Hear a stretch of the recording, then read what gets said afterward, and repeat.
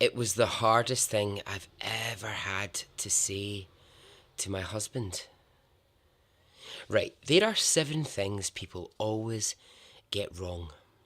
Number 1, it's about having more sex. You hurt me more than you will ever know. Just because you don't understand it's not fucking wrong. Number 2, someone always feels jealous. The idea of having sex with you for the next 40 years, I just can't do it. You are trying to find understanding in a world that no longer makes sense. Number 3, it's an excuse to have an orgy. She's my dream angel. Sorry, I was just sick down myself. Number 4, it's selfish. Your Honour, my client has been proven to be insane.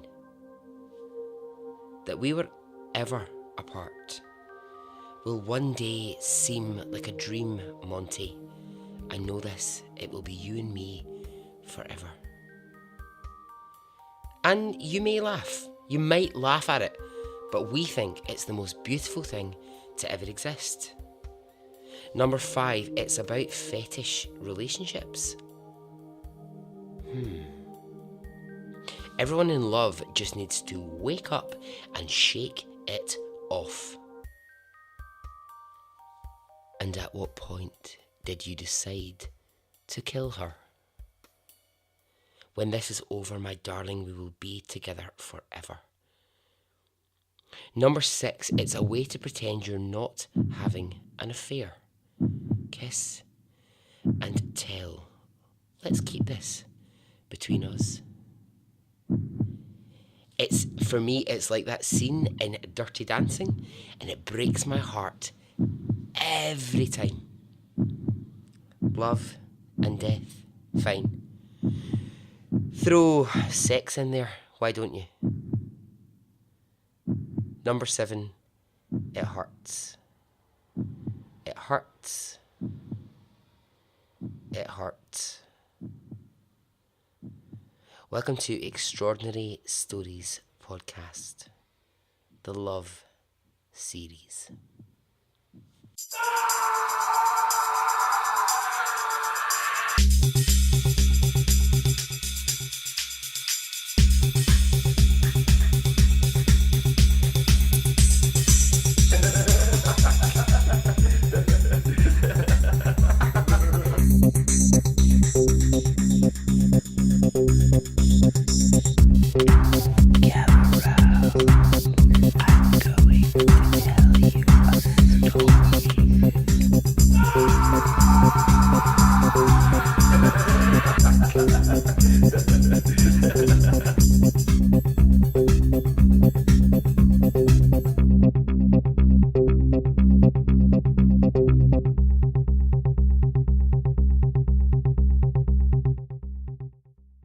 Hey, how are you? Are you well? Are you good? I am. Alright, we're continuing with the Love series. So there are 2 stories in this episode. This episode, right, I'm going to be dealing with difficult love situations, tricky situations that the people in these stories have certainly been through some tricky things. Are you ready? Okay, let's go.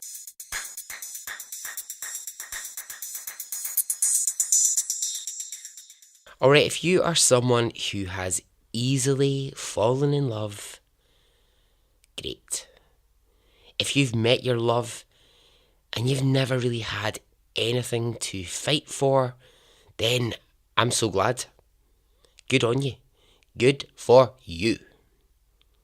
For some people, love is easy. Love is, I don't know, waiting in a bar unexpectedly. Love is that friend that you never considered. Love is the 176th person that you've met on Tinder. I don't know. It can be anywhere. For other people, not so easy. Right, so the first story I'm going to tell, I'm going to start with a letter sent during World War One. And it's a time when people who loved each other were ripped apart. And really the only way to communicate was by letter. My darling, we have arrived, and by the time you read this, I will be near the battlefield. Pray for me, darling. I will need your prayers. I hope you are well back home, and I miss every moment with you and your sweet, sweet heart. I'm yearning for the days that I can be back in your arms. I shall fall asleep thinking of your touch. Yours, my darling, forever, Monty.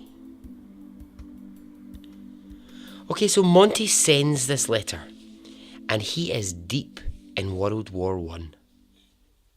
He is in Poland. So Monty is an officer.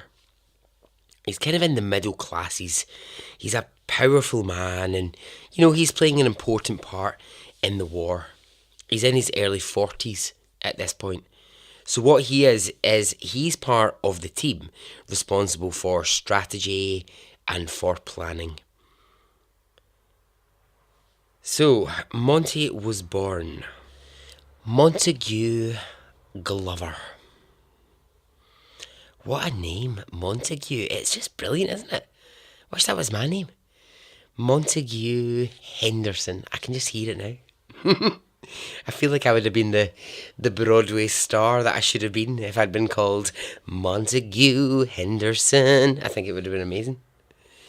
Anyway, he was born in 1898 in London to a very wealthy family, and as he grew up, Monty, he went to expensive schools, and he gained a really great education. Before the war broke out, Monty, again, just the more I say it, the more I'm like, I can hear it, Monty Henderson. I'm telling you, if I ever have a son, he's being called Monty. I've made that decision. So before the war broke out, he spent a very few years successfully working as an architect in London. And as well as being an architect and just an all-round great guy, he was an amateur photographer, but with a brilliant eye, an absolutely fantastic eye for photography. He really understood how to capture a photo. Just how to, sort of, in the way that brilliant photographers do, just how to capture a moment in time. Just get the right thing. So here he is now. It's the midst of World War One. He's away from home. He's fighting for the English. And he's sending love letters back to the person he loves most in the world. Just to remind you, the last lines in Monty's letter said this: I am yearning for the days I can be back in your arms. I shall fall asleep thinking of your touch. So Monty sends this letter, and he has, an anxious few days waiting to receive a reply. I mean, he knows it'll come, but he's like really, really anxiously waiting. It's that kind of like, well, it's not really, but because it's the war and it's letters, but that really annoying thing that happens on WhatsApp, or you get it on Facebook Messenger, where you get the tick that's like someone's read your message, and then you don't get the reply, and you're like, what the fuck? Just reply! You've seen my message! I mean, it's totally not the same situation at all, but anyway. That's just like 2% of the stress that Monty was feeling at that time. So Monty goes to the same place that every soldier has to go to collect the letters and wait in line. And when it gets to his turn, there is a letter. So he takes it. He sits down in a private place and he reads it. And it says, "My darling Monty, I received your letter and it lightened my heart. I worry about you and I worry for us both. We had a raid the other night. It's the 10th in London so far. I fear what's becoming of our city, Monty. They hid 20 bombs in the turnips, in the field at the back of our block, and the place, it just seemed to lift off the ground." The letter goes on to say, "The cake I ordered has just arrived, my darling, and it's lovely. And I will be able to have some for tea on Sunday." I'm not going to lie here. The cake is obviously something they have a connection about, but it makes no real sense to me. I tried to look into what the whole cake business was about, but anyway, we'll go on.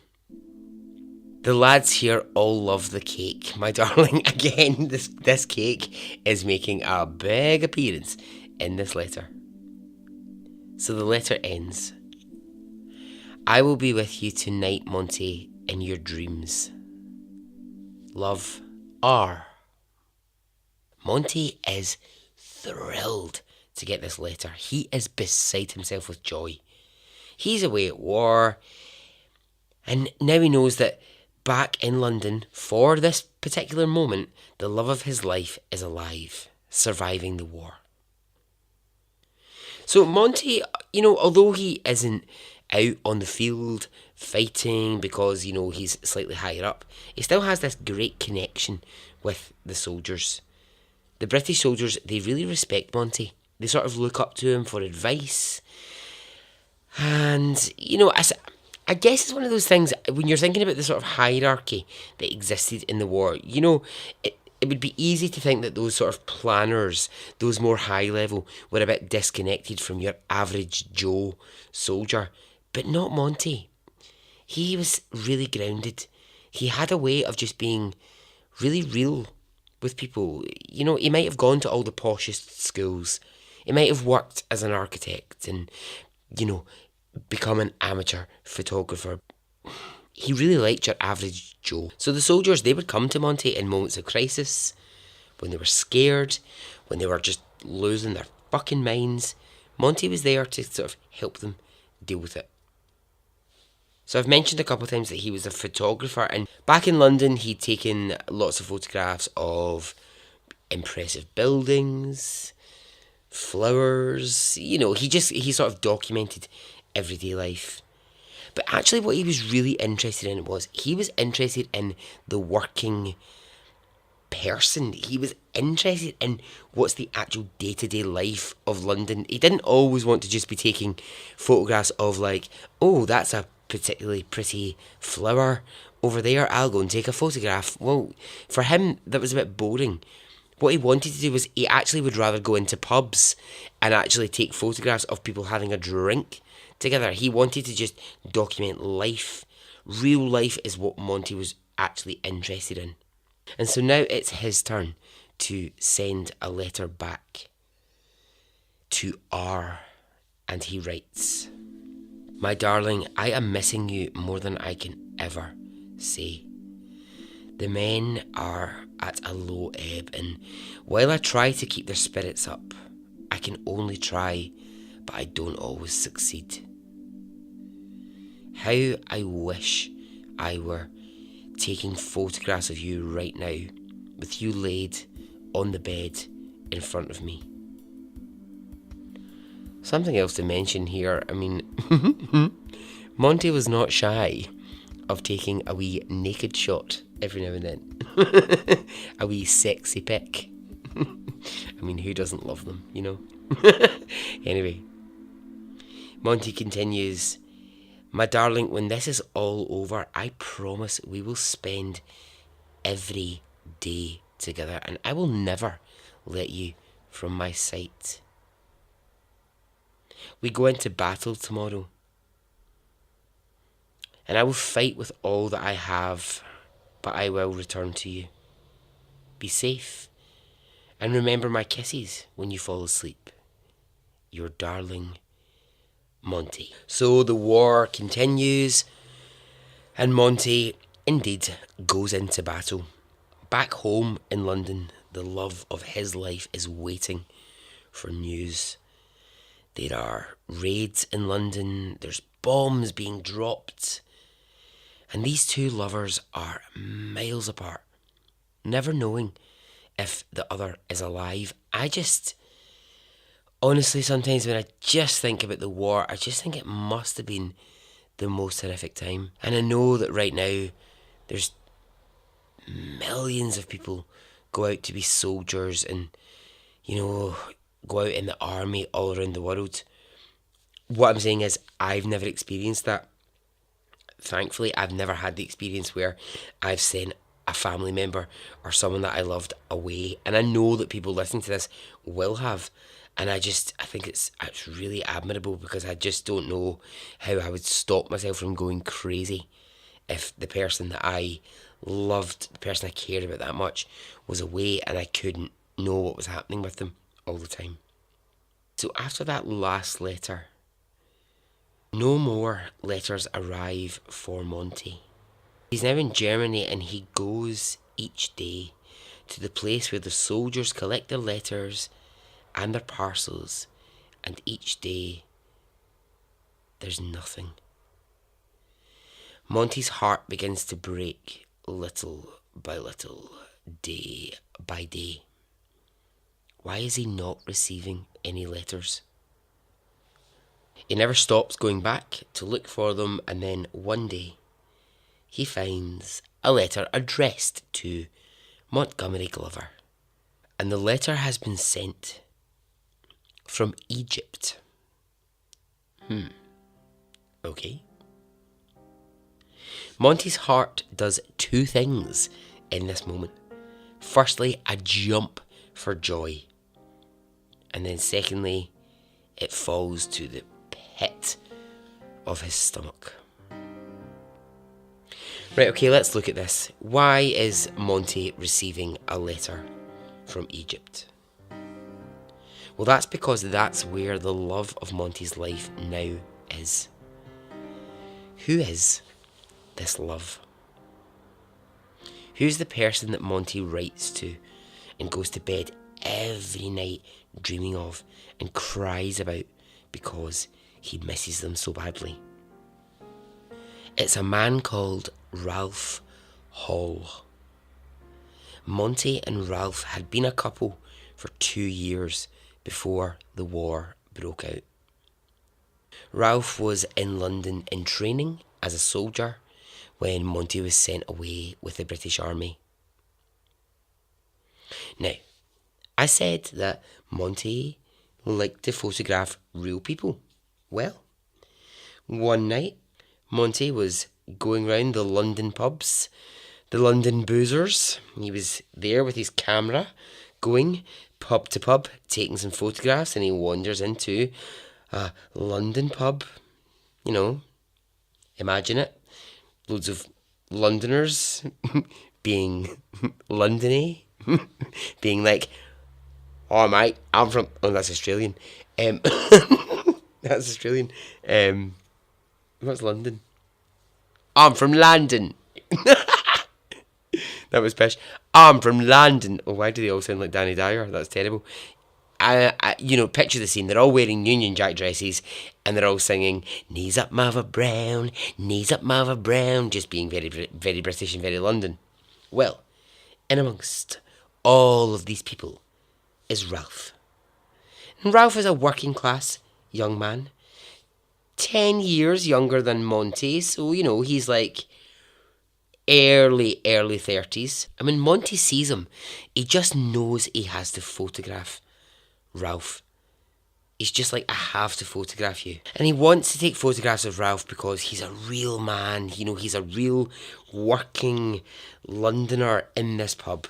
but also because Ralph was really, really hot stuff. He was a fine specimen of a man. I mean, not to sound too gay, but I would in a heartbeat. Ralph was, ooh, hot. Now, I don't mean to make that sound like Monty was some old perv with a camera going round being like, hello, young boy, show me your bum. No, not that. Not that at all. Monty was just genuinely like, he wanted to photograph people and he wanted to, really document life. And it just so happened that he went into that pub, he saw Ralph, he thought he looks really interesting. Also, Monty slightly fancied him, and the two of them, they just fell in love. They just absolutely fell in love. They couldn't get enough of each other. They just started spending all their time together. And it went from just Monty being like, can I just take a couple of quick photographs, to full on absolutely adoring each other. Now, this is the whole thing that hangs over this story. In Britain, at that time, if you were found to be gay, if you were a homosexual of the other persuasion, or, as my friend calls it, a bumlord, you were risking death. You were certainly facing imprisonment. And you were likely to be hanged as a homosexual, because it was a crime. But did that matter to Monty and Ralph? No, it didn't. They didn't care. They knew, of course, right? They knew they would have to live in secret. Of course they did. Monty was from good breeding.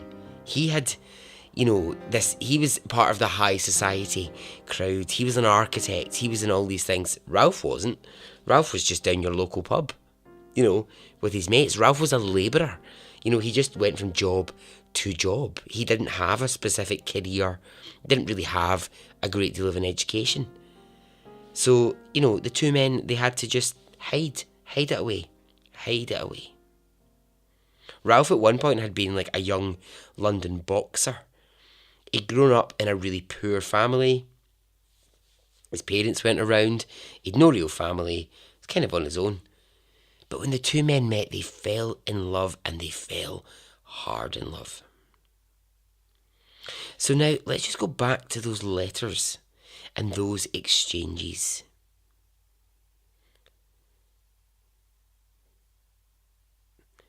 How could these two men ever write to each other during a war in the same way that, like, Doris could write to Bill, or Sally could write to Fred?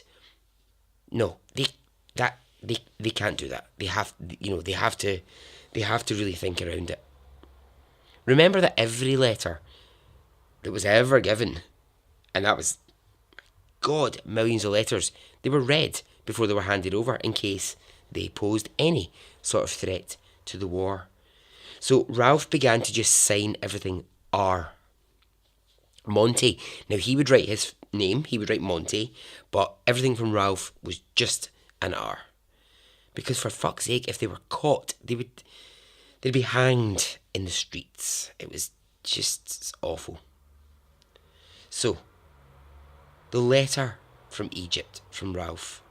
Basically, what it's telling Monty is that his training as a soldier is over and that he's been deployed to Egypt.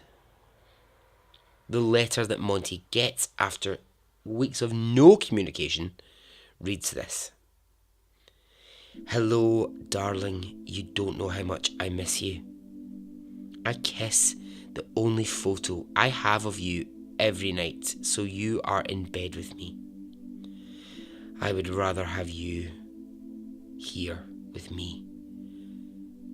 I have been in Egypt ready to fight for a week, and it's just hell. It's just sand and more sand. Let's get back to the old days, my darling, as soon as this war is over. Cairo is just a smell. I can't think of a good thing to say about it. So let's you and me just get home. Yours forever, R. Now I told you that letters were being intercepted. They were being checked. And so this letter, it creates a bit of a red flag. What is this? People are thinking as they're looking through this letter, why is this letter coming from Egypt? Why does this sound like a soldier writing to another soldier? But this tone, it doesn't seem right.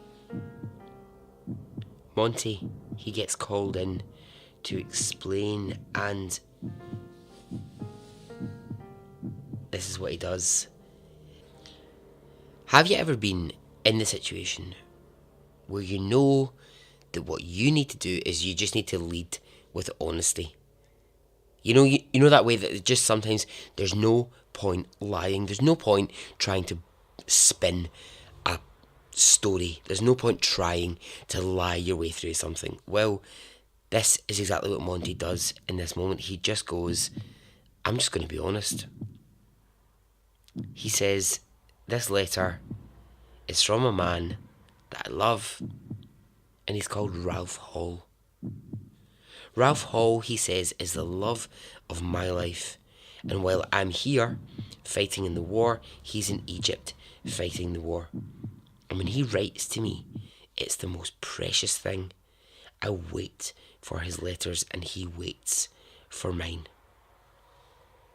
Monty says, if you want to have me imprisoned and you want to see me die, that's your choice. But know this. I will go into death knowing that I found the love of my life, and that love is a man. The choice is out of my hands. This choice is now yours.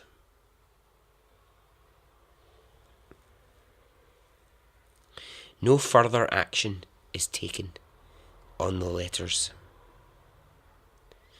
Monty and Ralph, they're allowed to write to each other and no eyebrows are raised. The letters, they're allowed to pass. Ralph writes to Monty, darling, you don't know how much I miss you, and I might as well tell you the truth.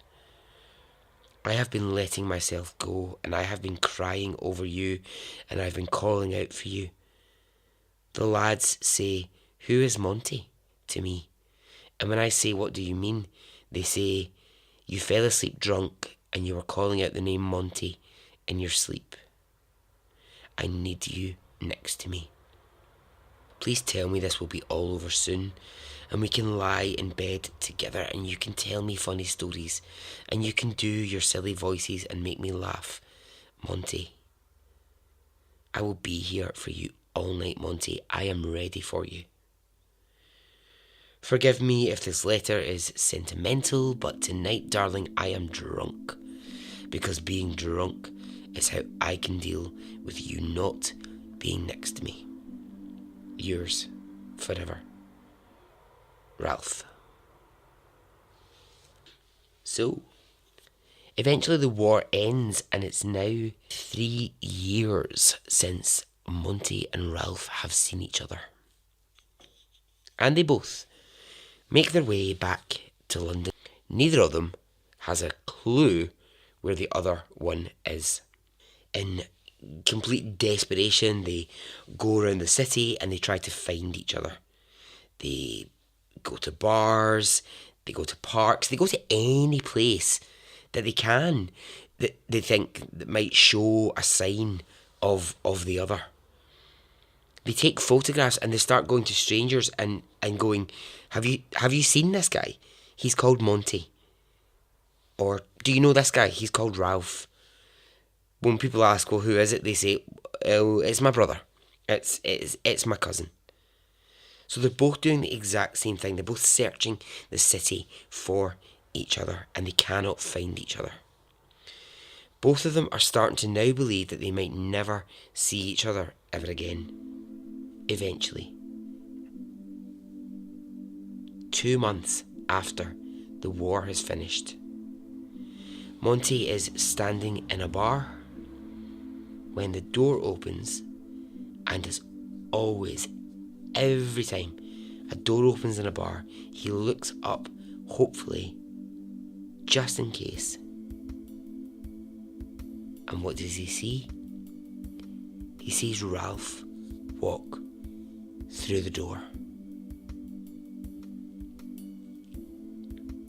3 years they've not seen each other. Now, the two men, they're aware they can't just run across the bar at each other. It's not a 90s love movie. It's not Whitney getting off the plane at the end to kiss Kevin Costner. But they look at each other, they lock eyes, and Ralph backs out of the bar. Monty follows them and the two men meet in the street. Monty grabs Ralph by the hand and they run down an alley away from everyone, away from all prying eyes. Both at this point crying in complete shock and relief at just seeing each other. And they kiss each other passionately, out of the sight of anyone else. Monty presses Ralph against the brick as if he never wants to let him go. They run from that alley back to Monty's flat, and they have the first night together that they've had in 3 years. Wowzers. I bet that was passionate. So in the following months, they moved into a flat together. And they began their relationship properly, of course, still hiding from the world. Of course, still hiding as the world. You know, they lived as like two male friends. But inside that house, there was love and there was passion. Monty still continued to take photographs, and you know what? Thank fuck Monty did, because these photographs are now considered a work of art. The photographs that he took of him and Ralph, they've become a symbol of what it means to be so in love with someone that you're willing to risk imprisonment and death, and you're willing to take the risk to write a letter to the person that you love during the war when being gay was just not acceptable. These two guys stand for that, and a lot of his photographs, they represent that. Monty had put some money aside, and you know, some from his family wealth. He bought him and Ralph a home in the country, away from London, somewhere quiet. A place where they could both live. And they, in 1953, moved in to this house, and they just lived for each other. For the next 30 years of their life, Monty and Ralph shared every day together, as was promised in those letters during the war.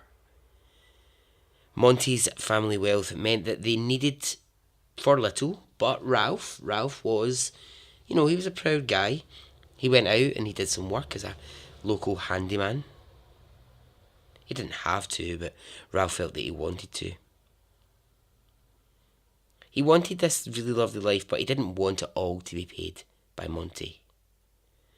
Now, over the years, the couple, they had their troubles, as you know, couples will do. Monty hated the fact that Ralph smoked, and Ralph hated the way that Monty liked to have a little bit too much whiskey sometimes. But they worked through it, and each of them, they made each other a better man.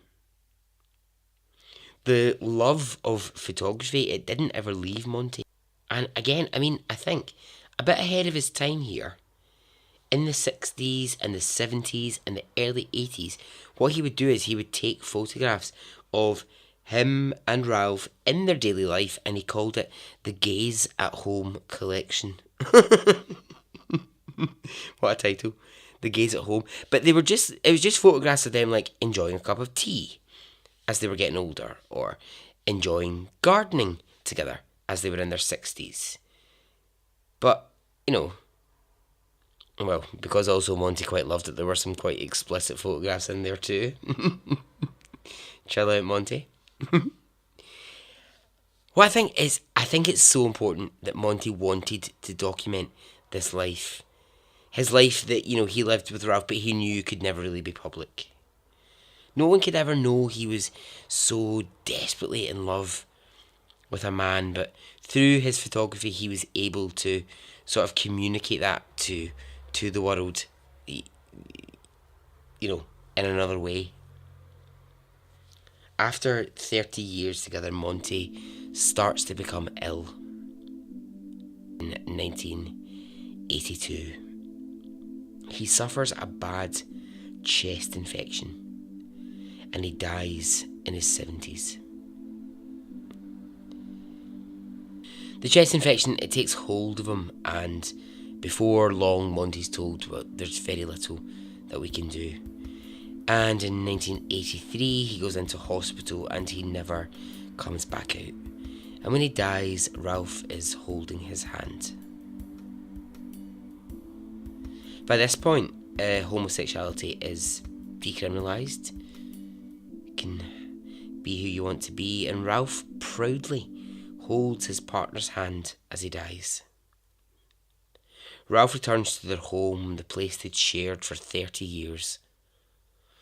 And having gone through the fight they'd had to go through, with Monty gone, Ralph's health begins to decline. He's now in his late 60s and his body begins to fail him. And in 1989, Ralph passes away in the same hospital as Monty. Now, I don't want to end this story on a downer. Let's fucking celebrate these guys. These guys wrote to each other when it was so dangerous and they could have been killed. They found each other after a war. They spent 30 years together, day in, day out, in love. And to this day, the Monty and the Ralph story is documented in history. If you look online, you'll see all the photographs that Monty took of Ralph. And you'll see the love that they shared. And so to end, I'll just take you back for a second to something Ralph wrote in one of those early letters. I only know one thing. I am away from the man I love, the one and only you, my darling. But I know I will come back to you, and it will only be a dream that we were ever apart. It will be you and me forever. And so ends the story.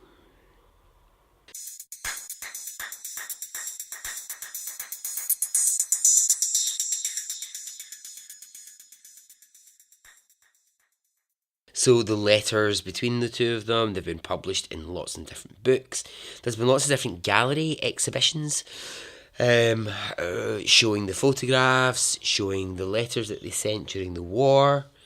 Yeah, and I think it's gorgeous. I think it's just lovely that they remain as this kind of symbol of love. And I would urge you to go and just look up the photographs of them. I'll try and post a few on the Facebook group, and I'll put some on Instagram and on Twitter, and you can see Ralph and Monty.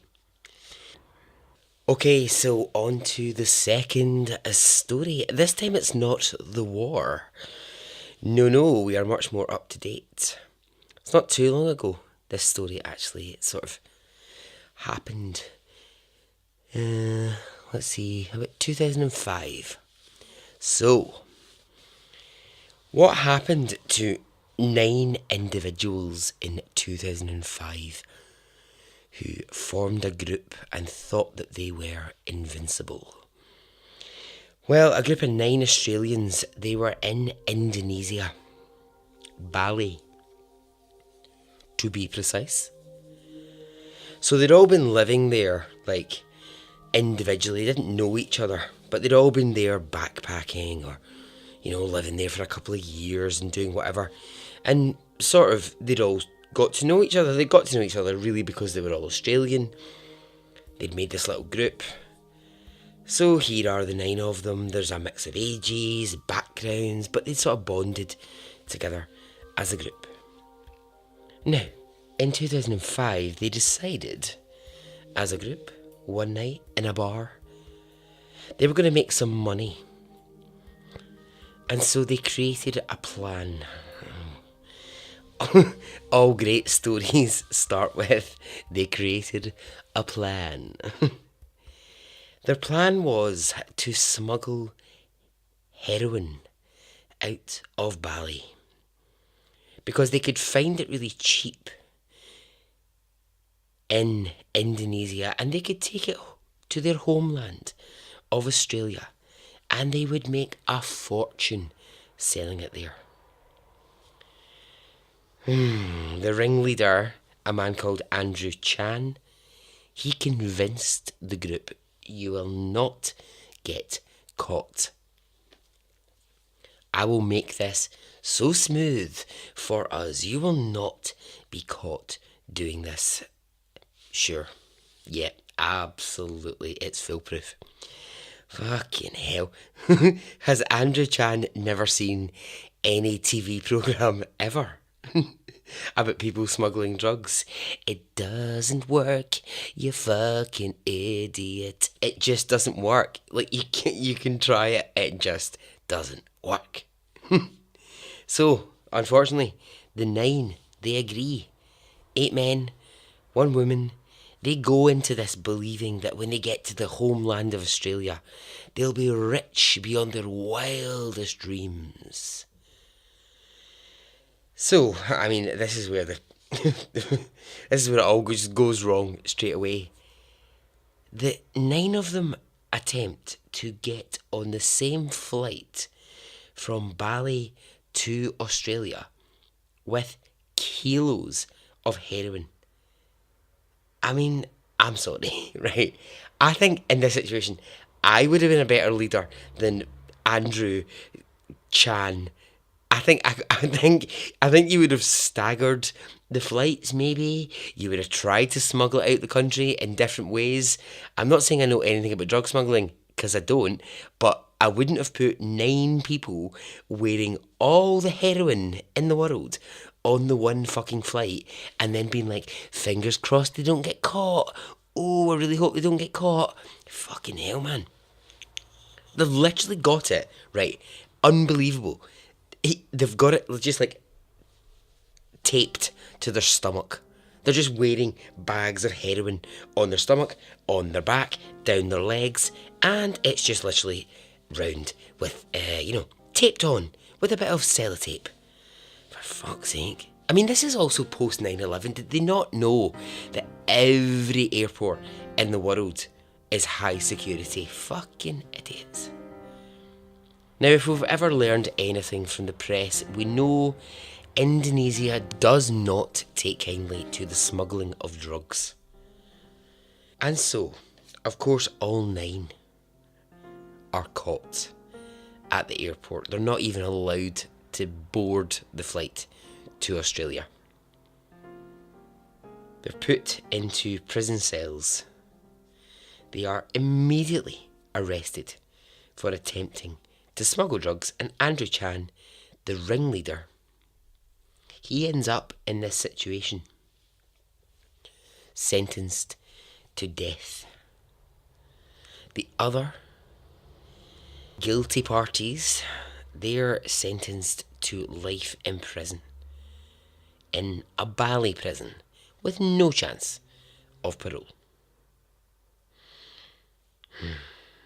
It's the perils of listening to clearly a fucking idiotic man who thought he knew what he was doing. Right, so one of the smugglers, he was a man called Scott Rush. He was 20 years old when this happened. So Scott was an Australian, and he'd gone to Bali when he was 19 for a good time. Just went for a laugh. Basically, he was like, I'm going to go to Bali, dick about for a wee while, not really have a job, just kind of like spend a bit of money, do whatever. So Scott was caught up in this whole situation. Now, initially, he was actually sentenced to death, but that was later reduced to life in prison. So here he is, Scott, the 20-year-old labourer from Brisbane. He's sitting in his cell, knowing pretty much this is going to be the rest of his life, because he was stupid enough to get involved in drug smuggling. Why do people always think they will be the one that doesn't get caught? Come on. Before he had left Brisbane to come to Bali, Scott had robbed a bank. And so the Australian police, they already had a warrant out for his arrest, but he'd escaped to Bali and never been caught. Well, so now they've got him for the bank robbery, and they've now got him for drug smuggling. There he sits, 20 years old, in his prison cell. Let's move away from Scott for just 1 second, and we're going to go to London. We're going to go to London's financial district, the busy epicentre of money and wealth, and all those images you see on the news of like those London's financial district with its big, huge buildings, and everyone's looking very businessy, and they're on the phones going, buy, sell, higher, lower. Yes, I'll take the deal, but only if it's for 3.5 million. Well, I don't know if that's what they're actually saying, but you imagine. That's the kind of thing. Right in the middle of this busy, busy world is a woman called Nikki Butler. Now, she's a powerful London banker. Always on her phone, always making deals. She works for one of the city's really major banks, and she is a player. A high... what do you call it? High fly? No, not high flyer. High baller? High racer. Big bowler. Big racer? What is that term? Big... big baller. High roller. High roller. No. Okay. Anyway, she's big in the game. Yeah, she's big in the world of finance. High baller. High racer. No, anyway, forget it. Nikki, so she is in her mid-30s and she's got 2 young kids. And she's separated from her partner. She's very successful. She's very attractive. She lives in a lovely flat in London. So why would we be talking about Nikki in London and Scott in a Bali prison? Well, that is because they are engaged. They are in love. Deeply in love. Nikki calls him the man she wants to be with. Scott says he dreams of Nikki every night, and he calls her his dream angel. Sorry, just a bit sick there myself. Dream angel? Come on, mate. Be a bit less cheesy. You're in a fucking Bali prison, not a Julia Roberts fucking romantic film. Anyway, they're in love. They believe they are blessed with each other. So Scott, right now, how has he ended up in this mess? How has he got here? Well, at age 16, living in Brisbane, he developed an addiction to heroin, and he really battled this addiction, but he couldn't fight that addiction, and he went to Bali when he was 19, where unfortunately he just had access to more and more heroin. It's really interesting because when you hear him in interviews, it's clear that there probably is a very, very intelligent guy in there, but his brain has been so fucked from heroin. I mean, when he's talking, you really would think he was stoned. He just speaks that little bit too slow. Everything's just a bit difficult. And you know, part of that is because when he's in prison, he's on methadone to help him through his addiction. So that's Scott. But let's talk about how the hell did these two even end up together? Well, Nikki had been on holiday in Bali and she had met Scott. Now, this was just days before the drug smuggling happened. Walking down the street in Bali, she's on holiday, she's left her city banking behind for a few weeks.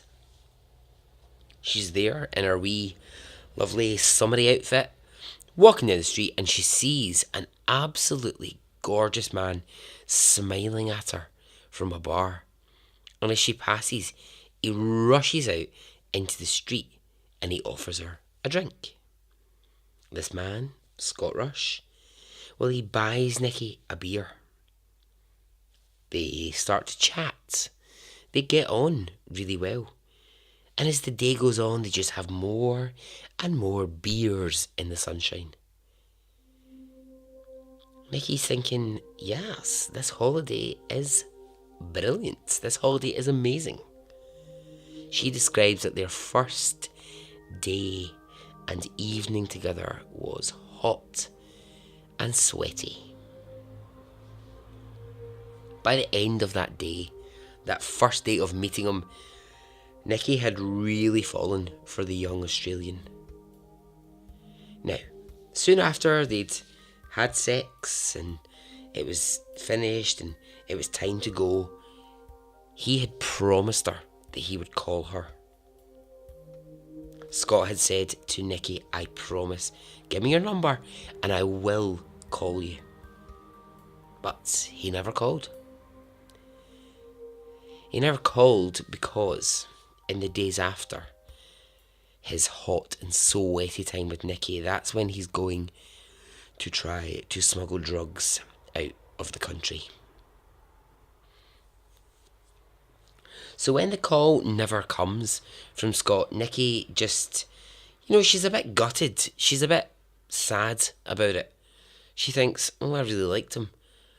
But she just puts it down to another guy wanting a shag. Gets what he wants, never calls. She's a good sort of 10 years older than him, and she's thinking, he's 19, and at this point, it's a really classic pump and dump situation.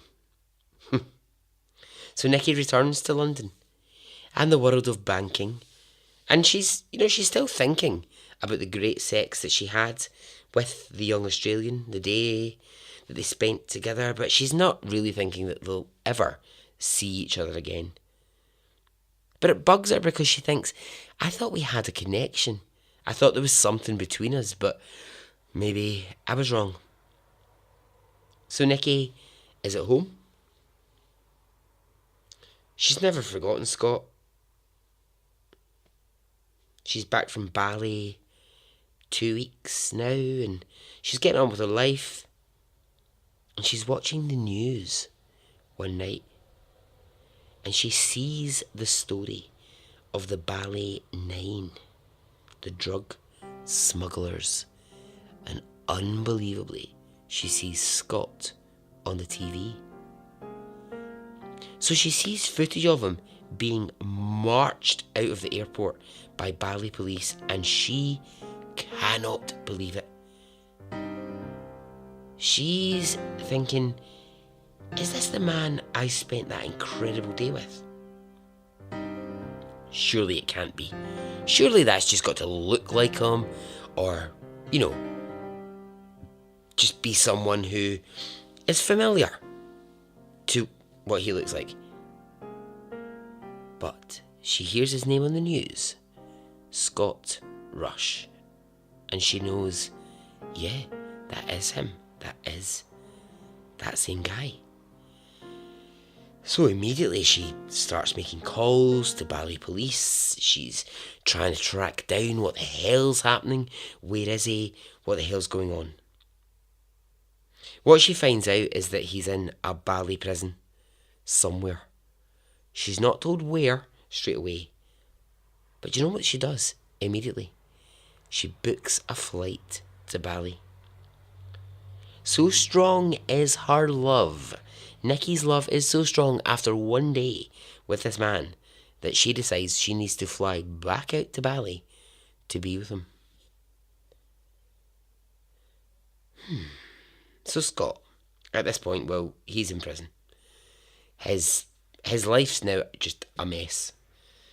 He's facing the rest of his life in prison. His body is completely still addicted to heroin, but he's told by a prison guard that Nikki is on her way. She's coming to see him.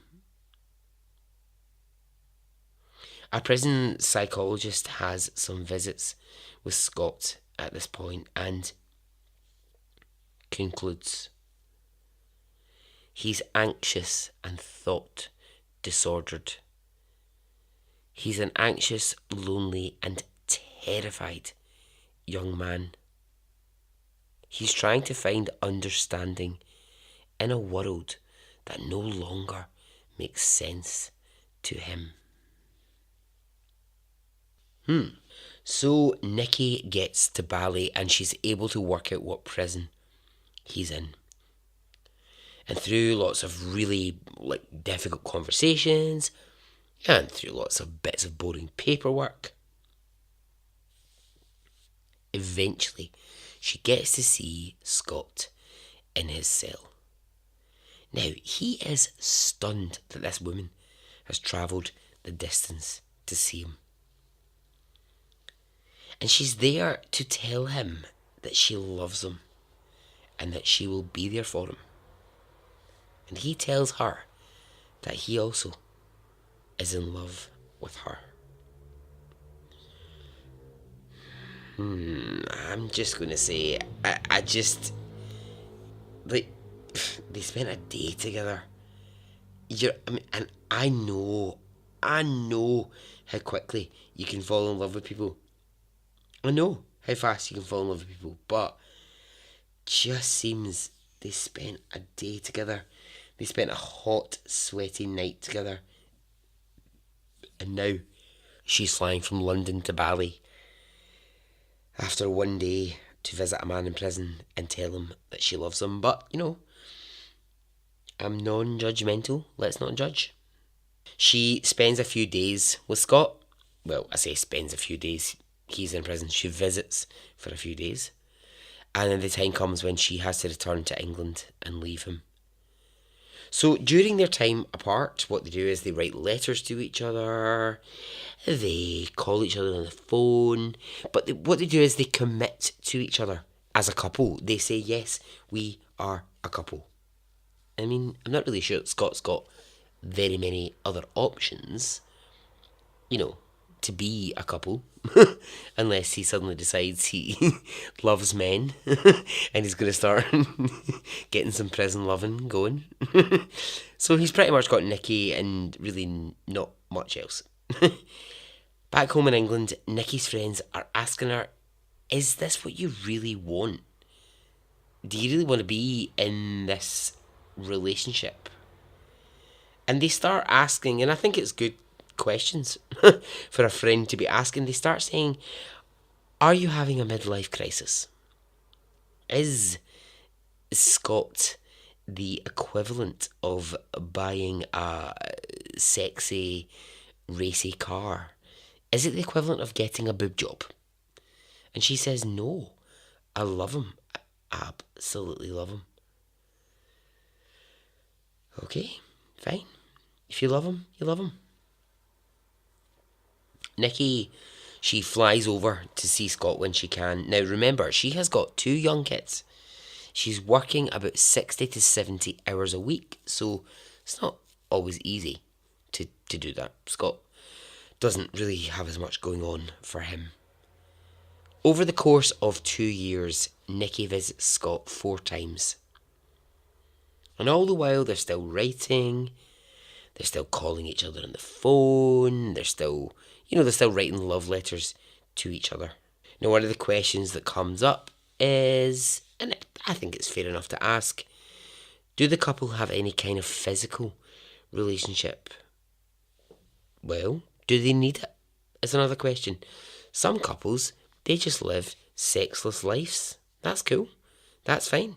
Maybe it's more just about companionship. Maybe it's just more about being together than it is about sex. That's fine. But what about Nikki and Scott? Well, they absolutely refuse to give any information on this.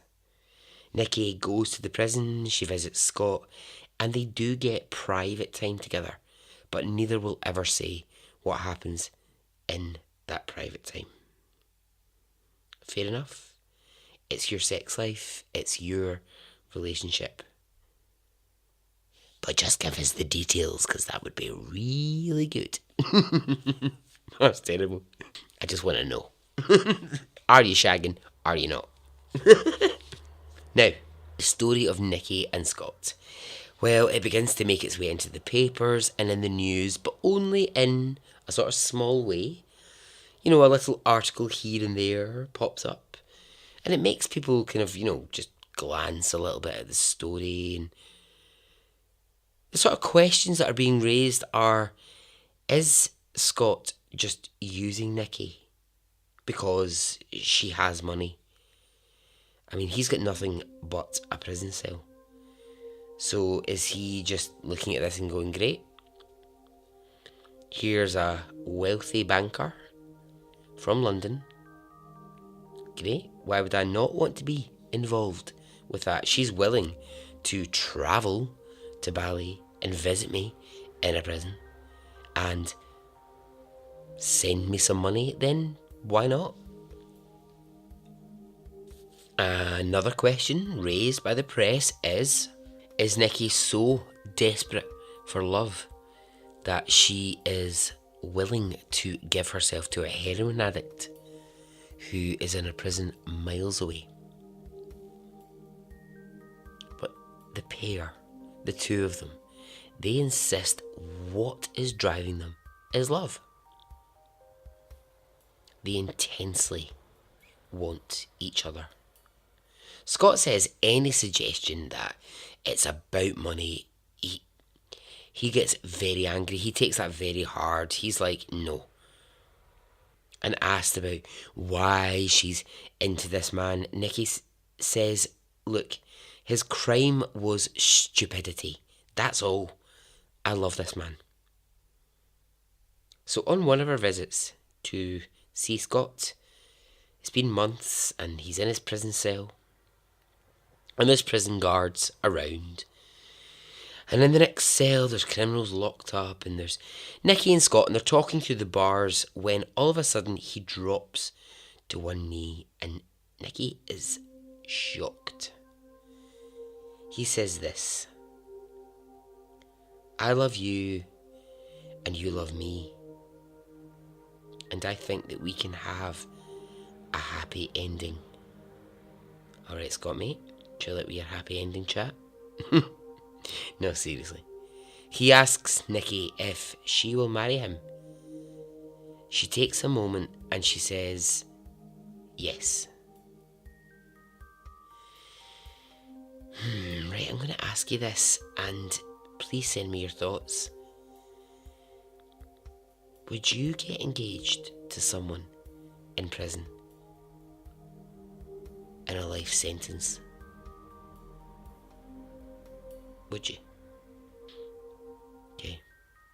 I mean, obviously, it has to depend on how hot that person is. I mean, if he was like smoking hot and looked amazing in a pair of pants, I'd be like, yes. I'm kidding on. I'm kidding. I'm joking.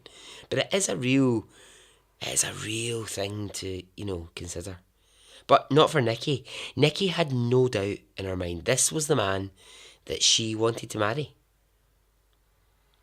But when they talk about life, or what's that going to hold for them, or what can the future hold for them, what actually can it hold for them, he is not going anywhere. This is life in prison for him. Scott says Nikki is his destiny, and she says he is the man that she wants to spend the rest of her life with. Nikki, she gets challenged on this, and people say, look, would it not just be easier to fall in love with someone closer to home? Someone who's in the same place, same life as you, a banker, a businessman. And she says, you can't pick who you fall in love with. Don't I know it, Nikki? High five. She says you don't choose who you love, and I can't love anyone the way that I love Scott. Scott started a blog from prison, and he wrote this to the press. He said, you don't know who I am.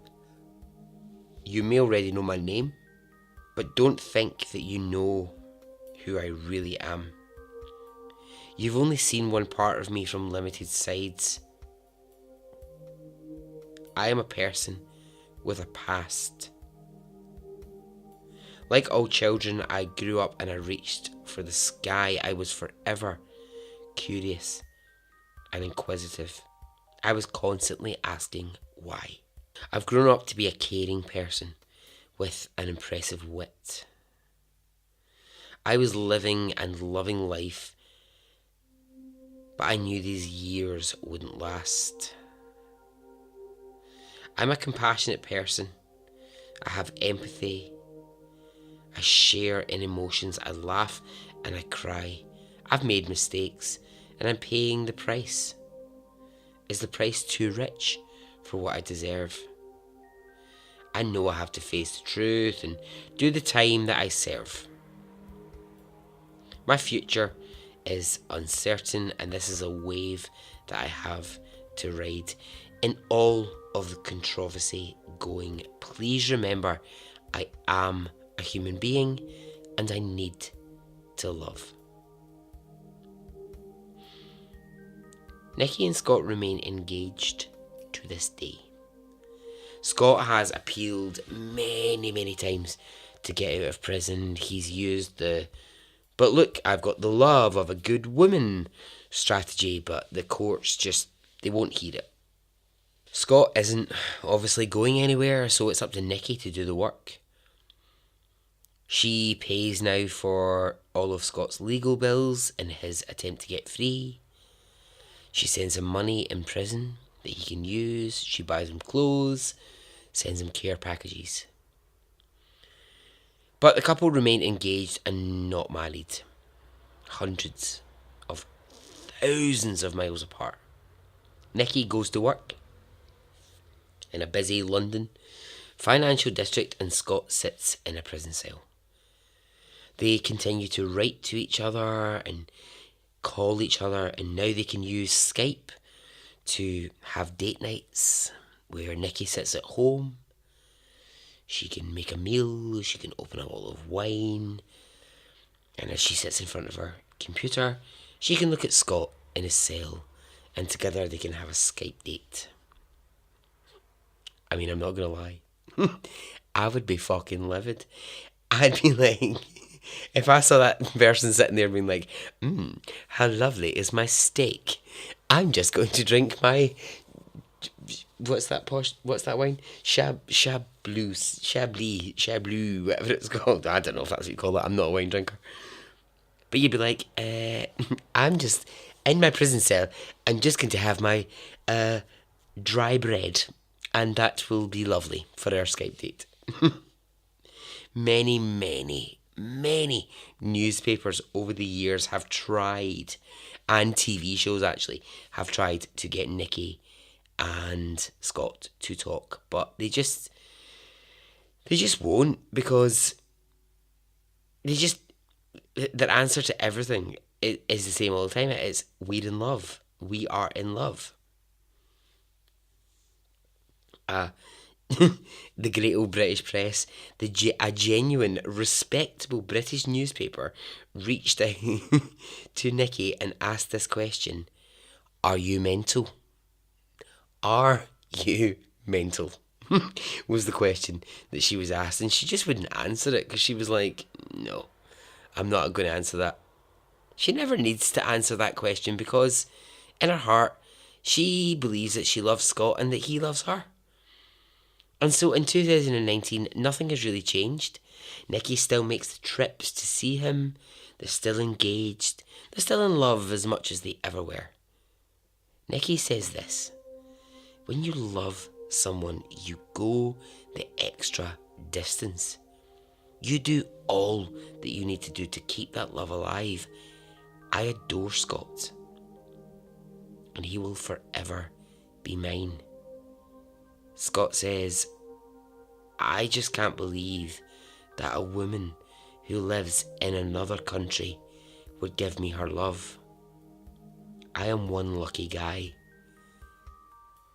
Do I love her? Yes, of course I do. I wouldn't be without my dream angel.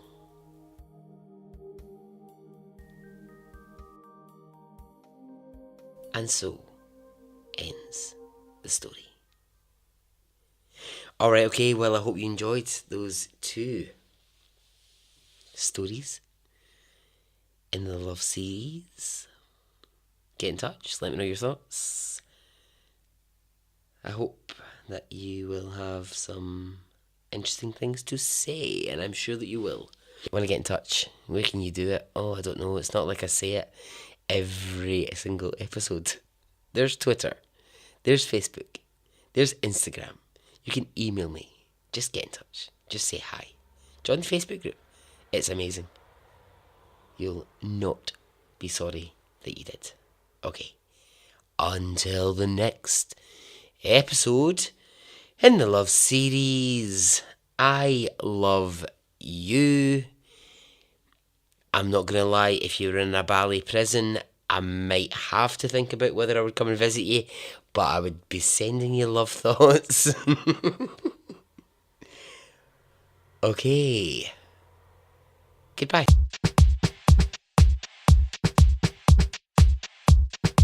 It didn't affect me really one way or the other.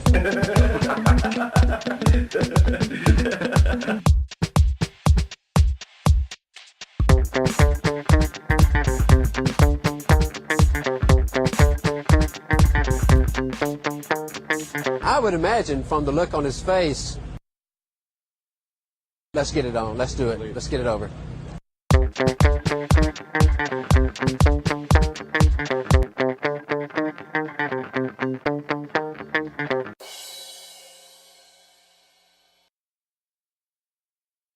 Let's get it on, let's do it, let's get it over.